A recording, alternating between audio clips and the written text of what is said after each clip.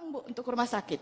PKH ini kan sudah dari 2017 sampai sekarang 2019, berarti sudah ada 12 tahun, tapi masih mereka juga stay di sana. Nah, artinya perlu kita sama-sama ya, apa yang kurang, kenapa mereka tidak keluar, kan harusnya kita punya target, misalnya dalam waktu setahun 2 tahun ini 1000 orang harus betul-betul kita bina, baik itu kubenya, rumahnya, kemudian dan lain-lain, sehingga mereka perlahan-lahan bisa masuk di tahap berikutnya, level 2 gitu ya. Apalagi pembinaan yang harus kita lakukan di sana, pembinaan dan juga pengawasan. Dan saya selama ini memang bergerak di bidang sosial, Pak Menteri, dan saya penerima Satya Lencana Kebaktian Sosial dari Presiden Republik Indonesia akhir tahun lalu, sehingga ini memang menjadi fokus saya, khususnya selama ini memang di wilayah Sumatera Barat, Dapil 1, khususnya di pesisir selatan. Nah, sehingga saya betul-betul mendatangi masyarakat, Pak Menteri. Mungkin ini juga karena Pak Menteri orang baru di sini, tentu kami punya harapan ada sesuatu yang dahsyat nantinya untuk masyarakat kita, untuk menuju masyarakat yang sejahtera. Tapi di sini Pak Menteri, karena kita ini bergerak di bidang sosial, ini kita memang harus menyertakan hati di sini.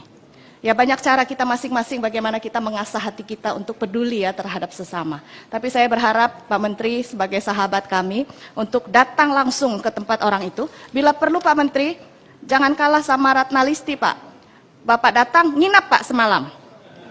Supaya kita merasakan berapa kepedihan orang-orang yang di sana ada orang lapar. Orang mau ke rumah sakit itu tidak sampai, Pak, walaupun mereka punya BPJS. Kenapa mereka tidak bisa ke rumah sakit? Punya kartu BPJS? Punya, Bu. Kenapa tidak berangkat ke rumah sakit? Tidak ada uang, Bu, untuk ke rumah sakit. Selama di rumah sakit, siapa yang ngasih makan anak saya? Dia harus meninggalkan pekerjaannya. Siapa yang menunggu? Dan itu akan menjadi problem lagi. Saya sendiri juga sedang menyiapkan rumah singgah, Pak, untuk salah satunya.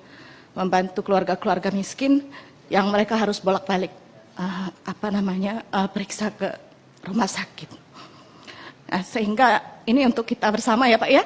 Karena kalau kita tidak menyertakan hati di sini, Pak, kita ngelihat orang miskin itu, Pak, sebel gitu loh. Ini orang dasar pemalas, masa segitu aja nggak cukup, kok begini minta lagi, kan begitu.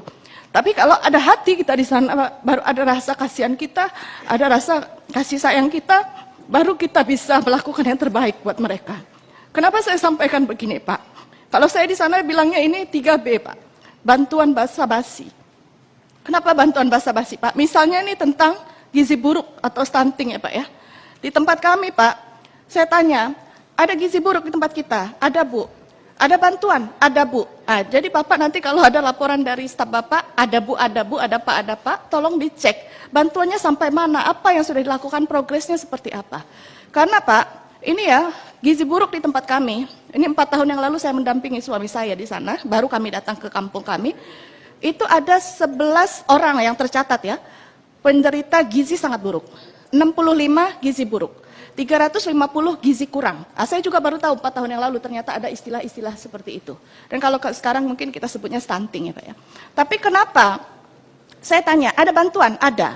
Begitu saya datang, ternyata bantuan itu Pak, berupa telur 2 tempat, susu 2 kotak, gula 2 kilo, kacang hijau 2 kilo, dengan susu roti untuk anak-anak yang kurang gizi itu ya, 1 dus besar.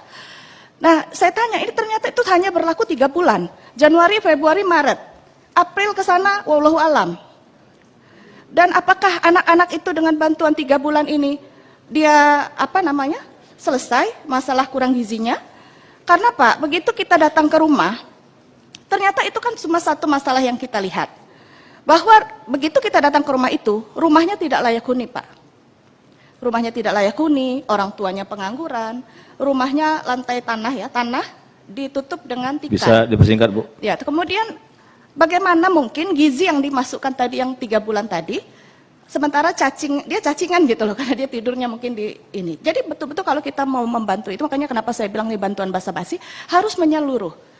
Nah, jadi mungkin 1000 orang dulu, tapi kita fokus rumahnya, diberikan pelatihan kepada orang tuanya, modal dan segala macam. Jadi betul-betul 1000 ini ayo keluar dari PKH, kan kira-kira seperti itu. Mungkin karena ini buru-buru.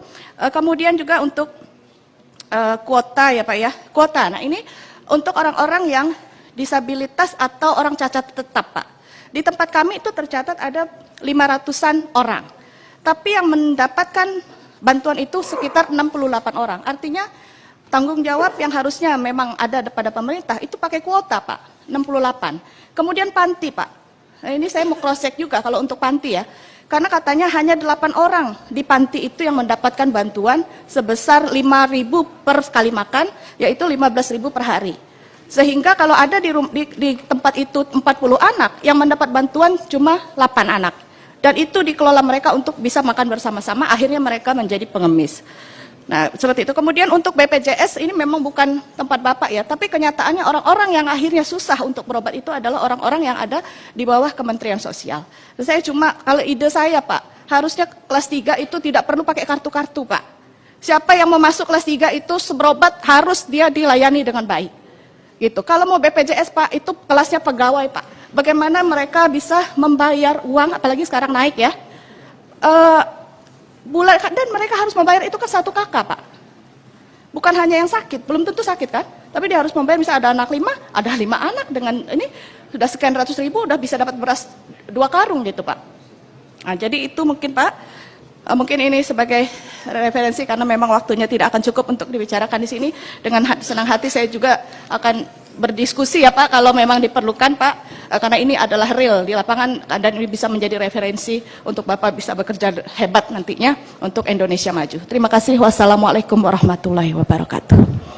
Terima kasih Bu Lisda. Nanti kalau kurang waktu nanti bisa kita buat FGD dengan Pak Sekjen dan kawan-kawan nanti itu.